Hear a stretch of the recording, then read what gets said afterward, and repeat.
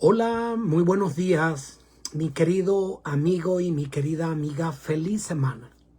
Deseo para ti una semana de muchas bendiciones, donde Dios pueda ir siempre adelante, marcando el camino y tú tras sus pisadas, con la garantía de que tendrás una semana de victoria, aún en medio de los problemas que se puedan presentar.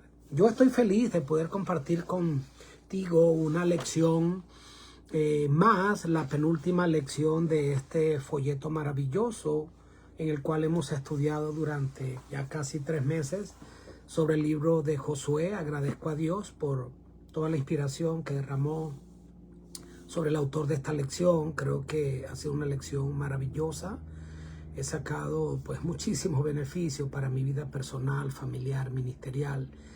Y esta lección es por demás importantísima.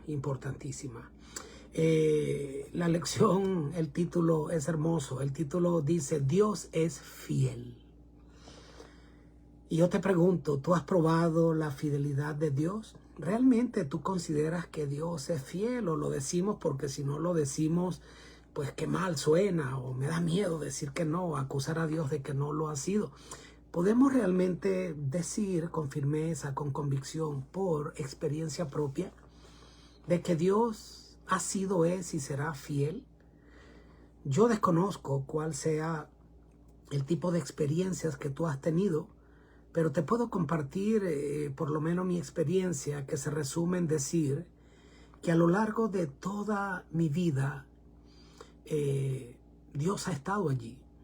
Y lo que hemos podido hacer es por su gracia, por su amor. Hemos hecho nuestra parte, pero sin Él nada sería posible. Pronto serán 54 años, y yo digo 54 años de peregrinaje en el que hemos vagado por este mundo en el cual Dios ha sido fiel. Y de eso se trata la lección de esta semana, y tomo para mí el contenido del versículo de memoria de esta semana que encontramos en Josué 21:45. Allí, palabras de Josué que dicen: no faltó palabra de todas las buenas promesas que Jehová había hecho a la casa de Israel. Todo se cumplió. Y esta, más que una afirmación pues teológica, es el testimonio histórico de un pueblo que vio a Dios cumplir una por una cada una de las promesas que Él les había hecho. Me gustó lo que citó el autor de la lección en la parte del sábado, cuando menciona el testimonio de que en su discurso inaugural del presidente John F. Kennedy, el 20 de enero de 1961, estuvieron presentes estas palabras memorables que quiero mencionar. Él dijo, un extracto de lo que él dijo: con la conciencia tranquila como nuestra única recompensa segura y la historia como juez final de nuestros actos, avancemos para dirigir la tierra que amamos, pidiendo la bendición y la ayuda de Dios, pero sabiendo que aquí en la tierra la obra de Dios debe ser verdaderamente nuestra propia obra. ¡Qué pensamiento tan profundo! Y este llamado a mirar el pasado con responsabilidad y el futuro con compromiso, yo pienso que conecta profundamente con el mensaje final del libro de Josué. ¿Ok? Al llegar al ocaso de su vida, Josué convoca de la misma manera, y hay tanta similitud entre Josué y su antecesor Moisés, quien también convocó al pueblo poco antes de morir. Y lo mismo hace Josué, convoca al pueblo y les da un mensaje final, ¿ok? Que encontramos registrado en Josué 23 y 24. ¿Qué vemos en el capítulo 23? Bueno, el capítulo 23 se mira hacia el futuro, exhortando al pueblo a la fidelidad, al compromiso. Pero en el versículo 24, él menciona la historia pasada, se repasa la historia pasada como la razón por la cual vale la pena poner en Dios la confianza para el futuro con una verdad central. Dios siempre ha sido fiel. Entonces el libro de Josué, incluido en la tradición hebrea entre los profetas anteriores, no solo narra hechos históricos, sino que interpreta la historia a la luz del propósito de Dios. El mensaje teológico es claro y se puede resumir en 3 palabras. Dios es fiel, fiel a su pacto, fiel a su amor, fiel incluso cuando tú y yo fallamos, fiel cuando el pueblo falló, Él siguió siendo fiel. Como lo afirma Deuteronomio 32:4, Él es Dios de verdad y sin ninguna iniquidad. Y como lo declara Miqueas 7:20, Él es quien cumple su fidelidad y su misericordia a pesar de los fracasos humanos. Y esta lección nos invita a mirar hacia atrás, a contemplar y analizar nuestro presente, haciendo una mirada introspectiva y diciendo, bueno, ¿en qué posición ahorita me encuentro con respecto a mi dependencia y mi entrega y mi servicio para con ese Dios a quien le debo todo, y poder entonces mirar el futuro de una manera entonces como confiada, sintiendo que lo mejor está por venir, pero también comprometiéndonos a vivir en fidelidad, sabiendo que ese Dios quien ha cumplido toda su promesa en el pasado, lo sigue haciendo hoy y lo va a seguir haciendo siempre, pero que el desenlace de nuestra historia humana, no de la historia humana, sino de tu historia y de mi historia, va a depender de cómo reaccionamos entonces a tanto amor. La lección del día domingo se titula Todo se cumplió. En Josué 21, 43 al 45, repito, se presentan, yo diría que las declaraciones más contundentes de toda la Biblia sobre cuál es el carácter de Dios. Porque fíjate, solo bastaron 3 versículos para dar el resumen de todo el libro. Y el resumen es que Dios les dio la tierra. Fue un don divino, fue un regalo. Dios entregó en sus manos a los enemigos. Dios cumplió todo lo que Él les había prometido. El texto, por lo tanto, repite 6 veces la palabra hebrea kol, que significa todo, para dejar claro que Dios no deja cosas pendientes. Dios con ninguna generación ni con ninguna persona ha dejado deudas. Aunque a veces haya cosas que tú pues no entiendas y no entendamos a priori y que tengamos que dar tiempo, la eternidad ratificará de que Dios siempre ha cumplido absolutamente todo lo que Él ha prometido. No fue el ingenio militar de Israel ni la fidelidad que ellos tuvieron lo que les aseguró el éxito y la posesión de la tierra, sino que de que Dios ya lo había prometido y que Dios no descansó hasta cumplirlo. Dios cumplió la parte del pacto. Y los atrasos que en su momento se presentaron no fue por voluntad divina ni porque Dios dejó de cumplir o porque Dios se atrasó. Amigo, Dios no se atrasa ni se adelanta. Dios tiene el control en sus manos y los planes de Dios son planes perfectos. Entonces, esta imagen conceptual es muy poderosa. Es la imagen de un Dios que cumple. Un Dios cuya palabra nunca falla. Y yo me pregunto, ¿tú y yo cumplimos cuando empeñamos nuestra palabra? Somos personas de compromiso, donde tu palabra y mi palabra es un documento. Las personas pueden confiar en que si tú te has comprometido, ellos saben que tú cumplirás. Y precisamente eso es lo que podemos ver en esta historia. Podemos ver allí que absolutamente todo lo que ocurrió fue por gracia, por la gracia divina. Y eso ellos lo debían recordar. Recordar que su herencia no provenía de sí mismo, de su mérito, sino que era iniciativa divina. La iniciativa de la salvación y las bendiciones siempre viene de Dios. Y esto mismo se aplica entonces a nuestra salvación.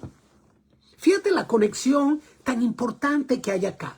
Pablo lo expresa con claridad cuando dice, por gracia sois salvos, no por obra, para que nadie se gloríe. Efesios 2, 8 y 9. Así como la tierra fue un don para los israelitas, la salvación también lo fue, así como la salvación es un don para nosotros. Por eso cobra tanta fuerza esta declaración de Pablo que dice, palabra fiel es esta. Si somos infieles, Él no por eso es infiel, sino que Él permanece fiel. Pues Él no puede negarse a sí mismo, dice segunda de Timoteo 2, 11 al 13. Quiere decir que la fidelidad y el amor de Dios no depende de que tú le ames. No depende de eso. Dios es un Dios constante. Tú y yo somos inconstantes, pero Él no, porque su amor es parte de su carácter y no lo va a cambiar ni siquiera si tú respondes o no a su amor.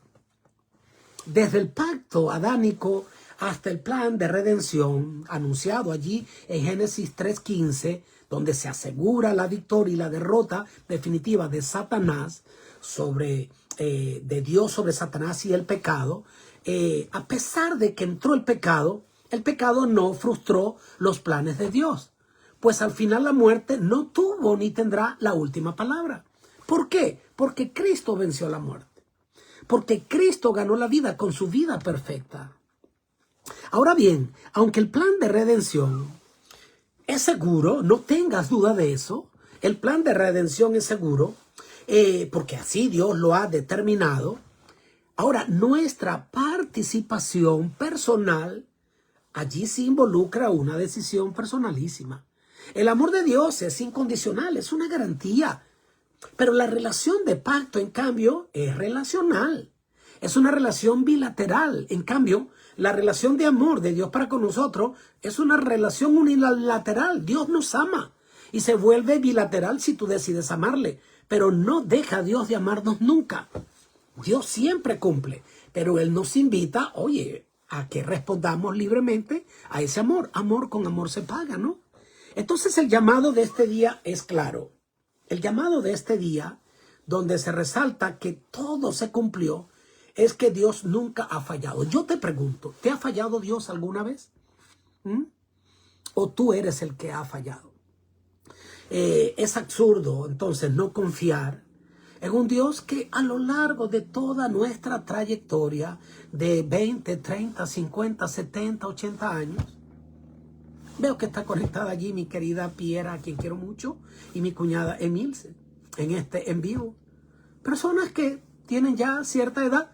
¿No ha sido fiel Dios? ¿Ha faltado Dios alguna de sus promesas? ¿Te ha abandonado? ¿Hizo pacto contigo, tú cumpliste y Dios no cumplió? No, nunca. Dios siempre ha prometido y ha cumplido. El día lunes se titula, fíjate tú esto, qué importante, se titula Una señal de preocupación. La gloriosa declaración de Josué 21, 43 al 45, que acabamos de mencionar, que dice que Dios cumplió todo, no es el punto final, sino más bien el punto de partida. ¿El punto de partida hacia dónde? Bueno, implícitamente lleva a una advertencia. Está claro que las promesas de Dios se han cumplido, se cumplen y se cumplirán. Pero su disfrute va a depender de tu obediencia. Y esto no quiere decir que la salvación sea fe más obra. No, es 100% por fe. Pero el disfrute de las bendiciones divinas depende de tu participación. Dios es fiel, sí, pero Israel entonces debía decidir si él de aquí en adelante, ahora que recibí el regalo de la tierra sin merecerla, voy a ser entonces ahora yo fiel para seguir disfrutando de las bendiciones que Dios quiere darme.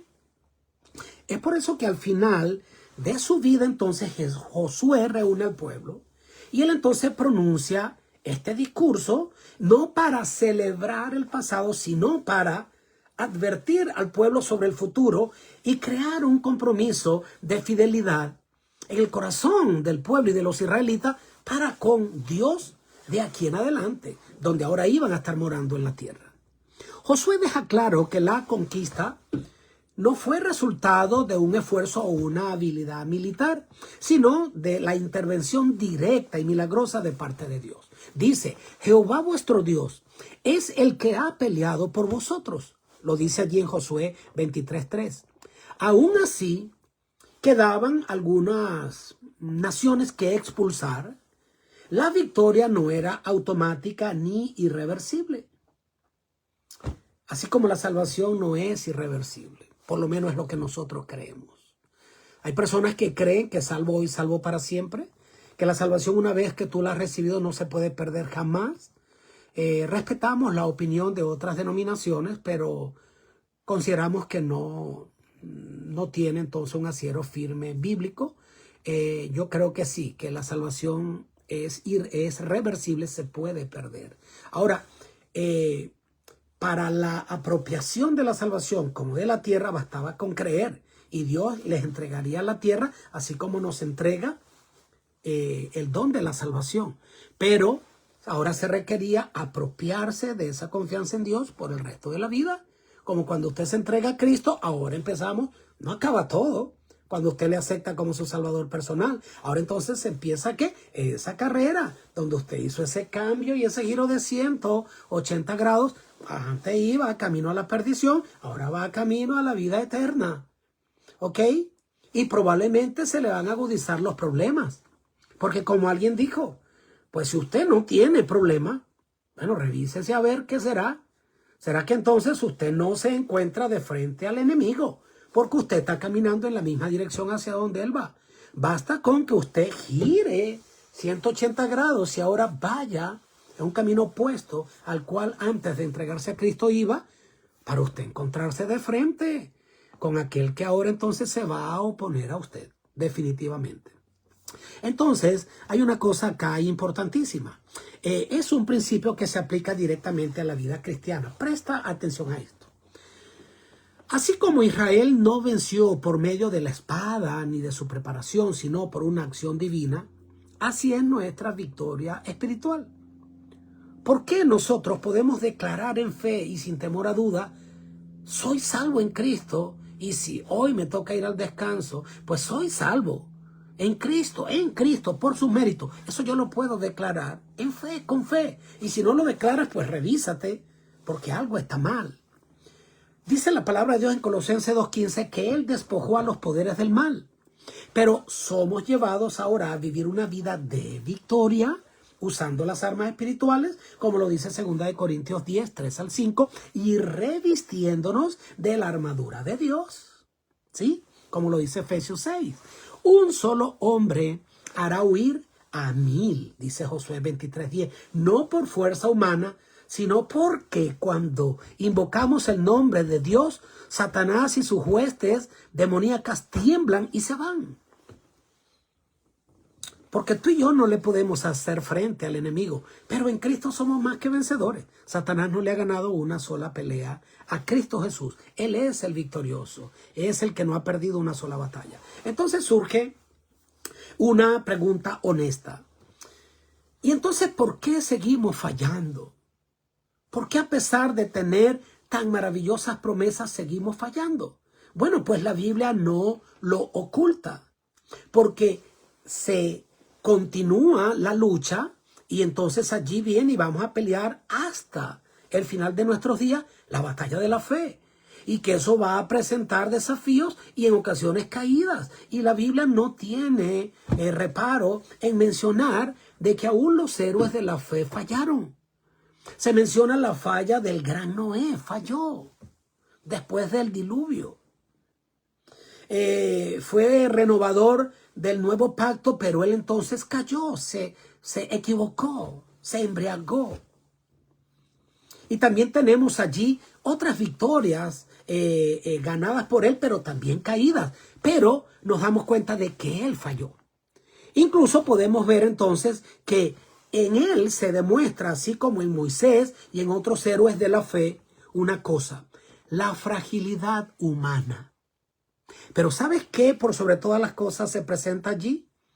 La gracia maravillosa y abundante de Dios que nunca deja caído a aquel que decide mirar y decirle, Señor, sálvame. Él enseguida, Él está allí, extiende su brazo poderoso, nos levanta y coloca nuestro pie nuevamente sobre roca. Entonces, nosotros fallamos, pero Dios nunca. Así que el llamado en este día es doble. Primero, humildad para reconocer mi debilidad, para entender que sin Él no puedo, separados de mí nada podéis hacer, pero en Cristo y con Cristo soy más que vencedor. Y eso te tiene y me tiene que llevar a mí a aferrarme continua y diariamente a Cristo. Porque Él ya ganó la victoria para mí. Ahora tenemos que vivir de acuerdo a qué? Al nuevo estatus que tenemos. Cuando aceptamos a Cristo, ahora nos convertimos en hijos del Rey. Y ahora debemos, en nuestra esfera, intentar vivir como Él vivió. Cada día y nuestra vida contemplándole a Él va en progreso, así como la aurora que va en aumento hasta que el día es perfecto. Así es todo aquel que es nacido del Espíritu. Si alguno está en Cristo, nueva criatura es, las cosas viejas pasaron. Es aquí todo tiene que ser hecho nuevo y no de la noche a la mañana, pero tenemos que entrar en un franco desarrollo, donde siempre hasta el final tendremos que depender de la gracia divina, porque vamos a cometer errores, pero allí está el que venció por ti. Así que la única manera de cómo tú te puedes perder es si desprecias la gracia salvadora de Cristo Jesús. ¿Ok? Entonces el llamado es ese, humildad para reconocer mi fragilidad y aferrarme a Dios, pero entender y confiar en que la victoria es absoluta. Y que yo entonces tengo que vivir lleno de esperanza frente al futuro, porque tengo en mi mente el recuerdo de cómo Dios ha sido fiel en el pasado. El día martes se titula Límites definidos. En Josué 23, allí Josué retoma casi literalmente las palabras que Dios mencionó, ¿ok? Cuando se presentó entonces al inicio de este libro, del libro de Josué. Esa misma palabra que Dios le mencionó a Josué cuando él se hace cargo del liderazgo, le dijo Jehová a Josué, cuídate de cumplir toda la ley. No te apartes ni a diestra ni a siniestra, para que pues todo lo que he prometido se pueda cumplir. Entonces, con esto se deja claro que el mayor desafío ahora de Israel ya no era un desafío militar, ahora se convertía en un desafío espiritual. El peligro ahora para Israel no estaba de parte de las naciones que allí quedaban, si las podían o no las podían expulsar, sino de la relación que Israel pudiera entablar con ellos. Y como Dios en su sabiduría, en su omnisapiencia, pues le declara entonces al líder Josué lo que podría pasar y que lamentablemente pasó. Entonces Josué, de parte de Dios, les advierte, no os mezcléis con estas naciones. No invoquéis el nombre de sus dioses, ni juréis por ellos. Josué 23:7. Y añade una advertencia solemne. Si Israel se une a ellas, entonces esas naciones serán por lazo, trampa, azote y espinas. Josué 23:12 y 13. Ahora, no se trataba de una xenofobia, no se trataba de una pureza racial y un orgullo donde entonces yo me voy a creer mejor que los demás pueblos, sino que era el comprometerse a preservar la fidelidad espiritual. Además, esto de invocar otros dioses en el cercano oriente equivalía no cualquier cosa. Equivalía realmente a reconocer la autoridad de esa deidad y encomendarme a él buscando su protección y por lo tanto desplazando a Dios, porque Dios dice claramente, el que no está conmigo contra mí es. Entonces la amistad progresiva, cotidiana, y las relaciones familiares, el yugo desigual, especialmente los matrimonios mixtos, les aclara Dios, y Josué eso va a traer una caída y un deslizamiento y un apartarse de Dios, del Dios verdadero y de la verdadera adoración, y les pone en riesgo de ustedes irse hacia la idolatría, buscando entonces la misma forma de adorar de estos pueblos paganos. Como ya dije, la historia finalmente confirmó los resultados de esta advertencia a la que no se le prestó atención. Salomón, con toda su sabiduría, fue desviado. ¿Por qué? Cuando usted lee Primera de Reyes 11, del 1 al 8, se da cuenta que la caída de Salomón vino como consecuencia de alianza. ¿Con qué? Con que aparentemente eran inofensivas, pero con otros pueblos, y tomar para sí mujeres de otros pueblos. Por eso en el Nuevo Testamento se reafirma el principio. No os unáis en yugo desigual con los incrédulos, 2 Corintios 6:14, aunque también enseña gracia y esperanza para los matrimonios ya existentes. En 1 Corintios 7:12 al 16, Dios deja claro que si hay una familia ya conformada, donde uno de ellos pues recibe la luz de la palabra de Dios y el evangelio y se convierte al Dios verdadero, bajo ningún concepto debe dejar a su esposa o a su esposo, sino que debe entonces ahora servir de testimonio constante para que a través de su entrega, pues entonces se lo pueda ganar. Pero no es que usted va a utilizar esto entonces como excusa para decir, bueno, no importa, yo puedo tomar ese riesgo. No estamos aquí para tomar riesgos innecesarios. Si esa es la situación, ahora voy a hacer mi parte. Pero Dios deja claro que la tendencia va a ser entonces, claro que toda regla tiene su excepción, pero yo no me puedo dejar llevar por las excepciones. Y la excepción es que en algunos casos yo puedo lograr ganar la persona para Cristo, pero no es esa la regla y no debo tomar ese riesgo. Entonces, el día miércoles nos trae un tema profundo, ¿no? Que se titula La ira de Dios. Y esto de hablar acerca de la ira de Dios, pues no es un tema fácil. Es un tema que pues bueno, a muchos nos confronta y decimos, wow, pero ¿cómo se puede hablar de un Dios airado cuando Dios es amor? Entonces allí de repente no es fácil, pero creo que partiendo de la premisa clara, categórica, de que la ira de Dios no es contra el pecador en sí mismo, sino contra el pecado. Evidentemente, las consecuencias de la ira de Dios finalmente caen sobre el pecador, pero su ira en esencia no es contra el pecador, sino contra el pecado. ¿Por qué no es contra el pecador? Bueno, porque es que Dios ama al pecador, y eso hay que dejarlo claro. Pero aborrece el pecado. ¿Y cómo no va a aborrecer Dios el pecado? ¿Cómo tú no vas, o un padre que ha perdido a su hijo como consecuencia de un abuso o de las drogas, no va a odiar el narcotráfico y todo esto si de una u otra manera sabes que eso le ha hecho daño a tu familia y lo has vivido en carne propia? Por poner uno de los tantos ejemplos que podrían haber. ¿Cómo Dios no va a odiar y a airarse contra el pecado y el autor del pecado si eso le está robando entonces la salvación que Él ganó para muchos de sus hijos? Entonces la ira de Dios es definitivamente entonces contra el pecado. Y precisamente es que Dios tiene que vaciar su ira sobre el pecado para liberar a sus hijos de las consecuencias del pecado. Entonces la lección encaja perfectamente con esta idea. Y deja claro esto, mi querido, y no es un mensaje temerario, o sea, no es un mensaje para crear pánico en nadie. No es esa la intención. Pero el mensaje allí de la lección deja claro que así como Dios fue fiel en cumplir las promesas de bendición, Dios también será fiel en cumplir las advertencias del pacto y de su juicio, no por crueldad, sino por justicia. Y en Josué 23, 15 y 16, el anciano Josué anuncia y pronuncia una advertencia solemne, diciendo: así como ha venido sobre vosotros toda buena palabra de Jehová vuestro Dios, todo lo que él había dicho, también traerá Jehová sobre vosotros toda palabra mala, hasta destruiros de sobre la buena tierra, cuando quebrantéis el pacto de Jehová y sirváis a dioses ajenos. Entonces estas palabras forman pues el punto más severo del discurso de Josué, contundente, claro.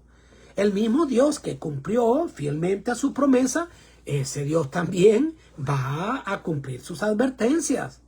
Porque el pacto dejó claramente cuáles eran las condiciones. Levítico 26, Deuteronomio 28. Israel no podría invocar la fidelidad de Dios para bendición si al mismo tiempo entonces él ignoraba lo que Dios describía para su corrección. Israel entonces ya conocía esta realidad. Claro que la conocía. En el desierto, la ira del Señor se manifestó pues contra el pecado, contra el pueblo que se dio a la codicia y a la rebelión, como lo detalla Números 11:33. También en Canaán, cuando el pecado de Acán se produjo, esto trajo derrota sobre toda la nación, como lo detalla Josué 7:1. Más tarde la historia confirmaría esa advertencia de Josué. La persistente rebelión llevó a la destrucción de Jerusalén, como lo detalla Segunda de Crónicas 36:16. ¿Sí puedes ver? La Biblia presenta a un Dios de amor, no cabe duda. Es el hilo desde el Génesis al Apocalipsis, un Dios que nos ama, que no tiene amor, sino que es amor. Lo expresa Juan 3:16, primera de Juan 4:8, ¿ok? Pero su amor, mi querido, no anula su justicia.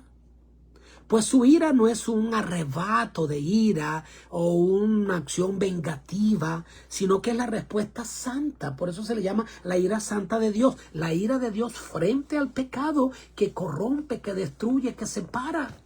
Es por eso que en Apocalipsis se describe a la ira final como justa y necesaria. Dice Apocalipsis 14, el versículo 10, y en el 15:1 también se confirma. La ira santa de Dios es necesaria para que haya entonces un desprendimiento y arrancar el raíz de raíz, del cual no quede raíz ni rama, para que el pecado no se levante una vez más. Pero ¿cuál es la buena noticia frente al tema de la ira divina? ¿A qué nos debe llevar esto de la ira divina? A que entonces tengo que obedecer porque Dios es un Dios que se aira y que si me resbalo, Él está allí con el látigo para castigarme y voy a obedecer por temor. Claro que no. Claro que no. Lo lindo de lo que presenta la lección es que Dios mismo cargó con la ira y la persona de su Hijo. La ira de Dios se vació no sobre ti, sino sobre el Hijo, como dice allí en 2 Corintios 5:21. Al que no conoció pecado, por ti y por mí, por nosotros se hizo pecado. Y quien cree en Él, dice, no verá la ira divina. Juan 3:36. Entonces, ¿cuál es el mensaje? Un Dios que no cambia. Un Dios que su fidelidad se manifiesta día a día, tanto en la bendición como en la corrección. Claro que sí. Imagínate un Dios que no nos corrija. Es por eso que tenemos que amar la disciplina. Señor, yo amo tu ley y amo la disciplina de Jehová. Porque Dios al hijo que ama le reprende, le castiga. Dice, pues si no lo hiciera, no fuésemos hijos, fuésemos bastardos. Él nos corrige porque nos ama. ¿Qué padre se puede decir que ama verdaderamente a sus hijos si viendo que van hacia el camino de la perdición no le coloca un coto, no les detiene, no les reprende?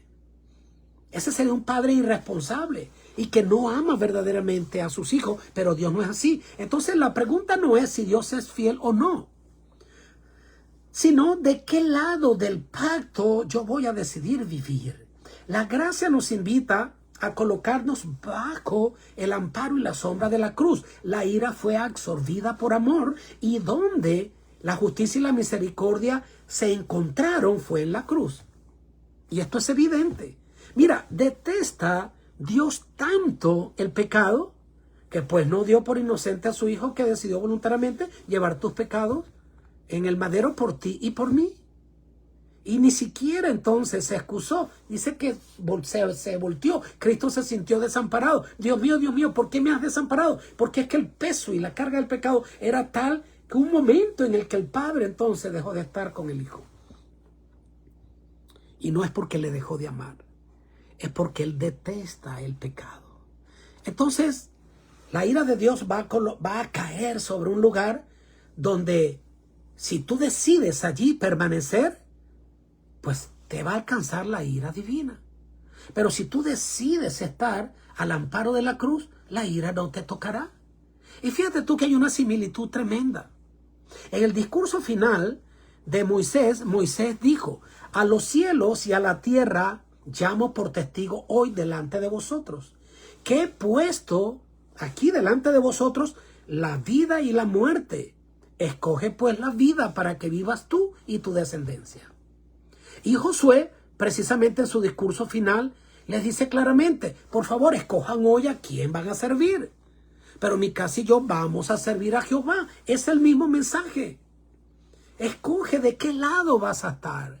Porque todavía hay gracia y todavía hay oportunidad de yo decidir estar del lado ganador. Estar del lado donde no temo a la ira divina. Pues abrazo es lo que se hizo por nosotros en la cruz. Ya para ir finalizando, entonces el día jueves se titula Aférrate a Dios. Y precisamente es la respuesta a cómo nosotros podemos pues huir es la continuación de esto que acabo de decir. Cómo nosotros podemos huir de la ira de Dios. ¿Cuál es la solución que Dios le dio y le presentó al pueblo, también que nos da a nosotros? Ok, que nosotros somos frágiles, propensos a pecar, constantemente tentados. Y Josué lo deja claro: la única seguridad no está en el miedo. Aquí no hablamos de la ira de Dios para que tú digas: hey, cuidado, recuerda que la ira de Dios está por caer sobre la tierra, entrégate a Él. Claro que no.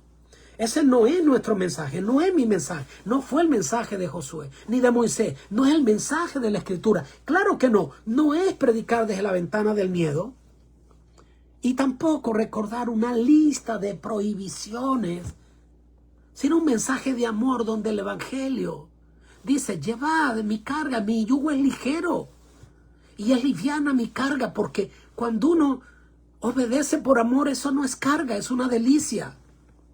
Cuando yo me aferro al Señor con amor y con una lealtad consciente, qué fácil es llevar el yugo de Cristo.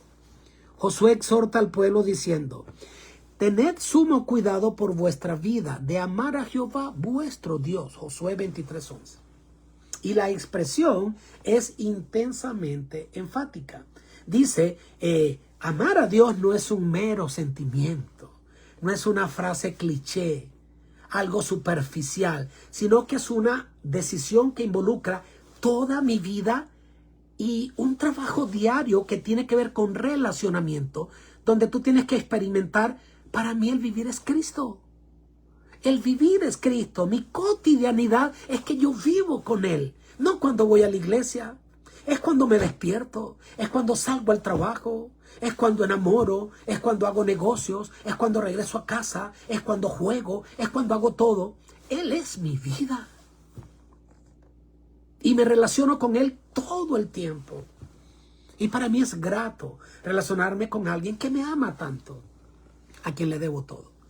El verbo hebreo para describirse esta fidelidad, dice que allí es el mismo que aparece en Deuteronomio 4:4, y ese que aparece en Deuteronomio 4:4 es el mismo también para describir una relación matrimonial como está descrita en Génesis 2:24.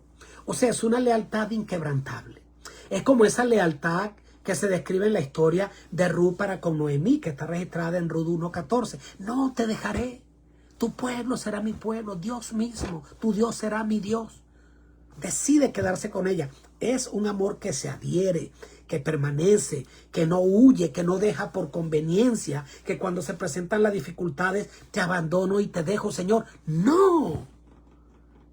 Mi vida te pertenece, Señor, y te voy a alabar en medio de la ganancia y de la pérdida aparente. En ti está puesta mi confianza. Aunque Él me matare, en Él confiaré. Dios no es un cajero automático, mi querido. A veces queremos utilizarlo así, como el que le vamos a pedir, pedir, pedir. ¿Qué estás haciendo por Cristo mientras vida Él te da?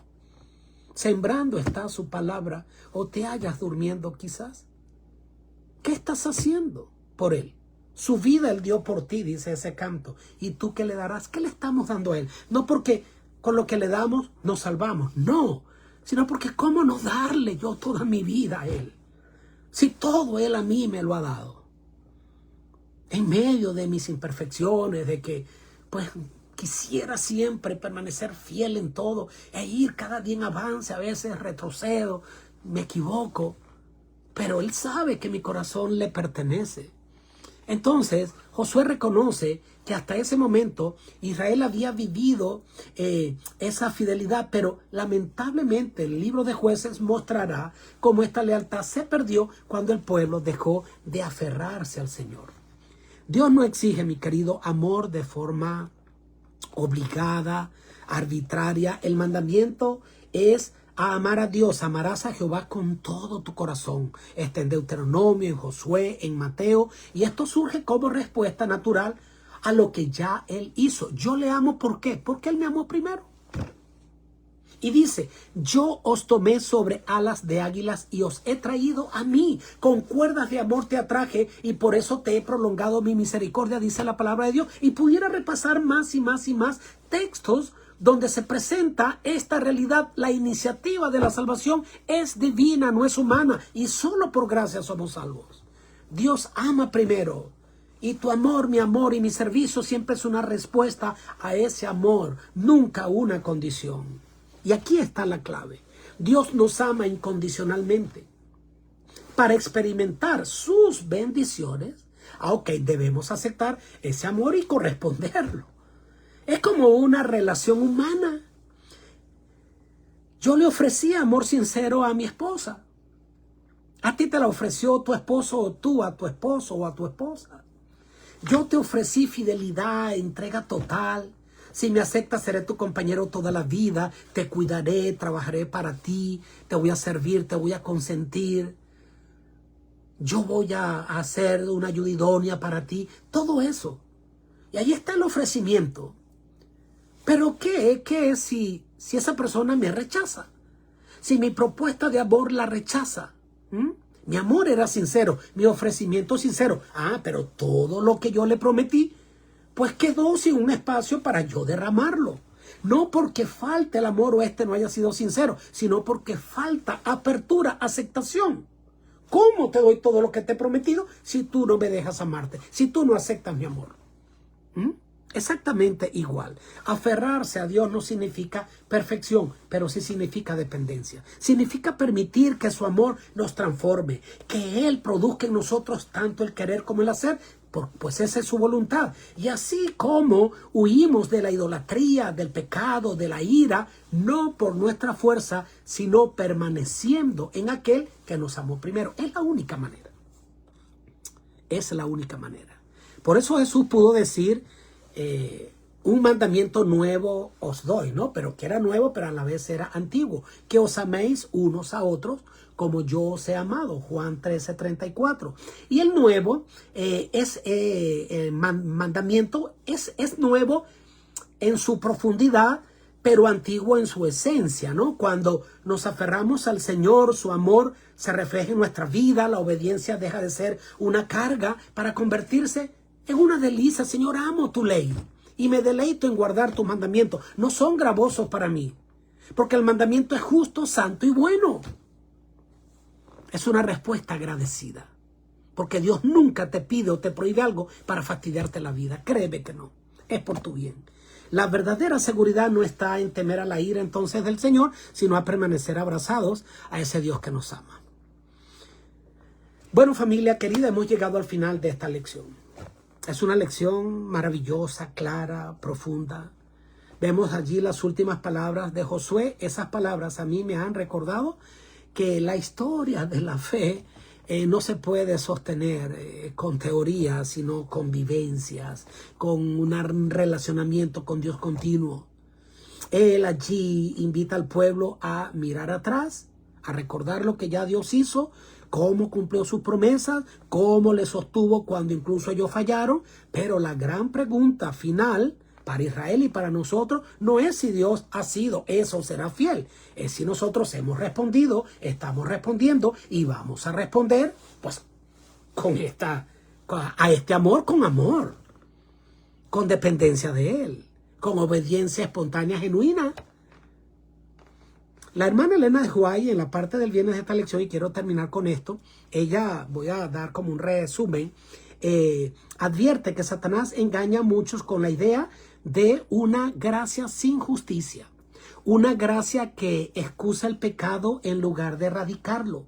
Pero la Biblia es clara, Dios nunca ha perdonado el pecado ignorándolo, porque hacerlo sería negar los principios mismos de su gobierno. La ira de Dios no es opuesta al Evangelio, es parte de él, porque revela cuán serio es el pecado y cuán costosa fue nuestra redención. Solo porque Cristo cargó la maldición del pecado, nosotros podemos escapar de sus consecuencias. Pensamiento profundo. Y esto nos libra de dos extremos: la gracia barata o esa salvación barata, salvación sin transformación, y también del legalismo, que pretende añadir méritos humanos a la obra perfecta que ya Dios hizo en la cruz. El Evangelio bíblico nos llama a ser salvos del pecado, pero nosotros podremos entonces ser victoriosos en Cristo Jesús peleando la buena batalla de la fe. Así que en nuestra relación con el mundo, ¿qué debemos hacer? El Señor oró y dijo: Señor, no te pido que los quites del mundo, sino que los guardes del mal. Nosotros no podemos vivir aislados, mucho menos sentirnos mejor que los demás. Jesús se relacionó con las personas, pero siempre prevaleció la influencia de Jesús sobre la multitud perdida y que necesitaba la salvación. Nosotros no estamos aquí llamados para aislarnos de la persona, pero ten cuidado. Si llega un momento en que el relacionamiento con alguien va a comprometer mi fidelidad al Señor, eso debe estar por encima de absolutamente todo. Al final, mi querido, el mensaje es confiar en Dios, incluso cuando no entendamos. Seguir amándolo cuando a veces las respuestas no llegan en el tiempo que yo quiero o de la manera como yo lo espero, y creer que a los que aman a Dios todas las cosas le ayudan a bien. Aférrate al Señor. Elige la vida, elige la verdad, elige la esperanza. Y esa es la invitación de esta lección de esta semana. Una lección maravillosa. Dios es fiel. Dios te bendiga. Dios te guarde. Qué lección tan linda, qué lección tan hermosa. Cuán lindo es el Señor. Si no fuera por Él, estarías perdido. Yo te invito a que le ames como Él se lo merece. Quiero orar por ti. Padre querido, bendice a todo aquel que recibe esta palabra. Permite que nos convirtamos en un canal de bendición. No solo compartiendo esto, sino cosas que realmente también edifiquen, Señor, a las personas. Porque tenemos una responsabilidad. Hay que ir y darle al mundo este mensaje de salvación, Señor. Muchos están pereciendo, Señor, y nosotros aquí estamos quietos sin decirle al mundo que hay esperanza y vida eterna en Cristo Jesús. Bendice a todo aquel que recibe esta palabra. Danos una semana de victoria. Lo pedimos y lo rogamos por los méritos santos de Cristo Jesús, nuestro Salvador. Amén. Dios te bendiga y Dios te regale una feliz y bendecida semana. Chao.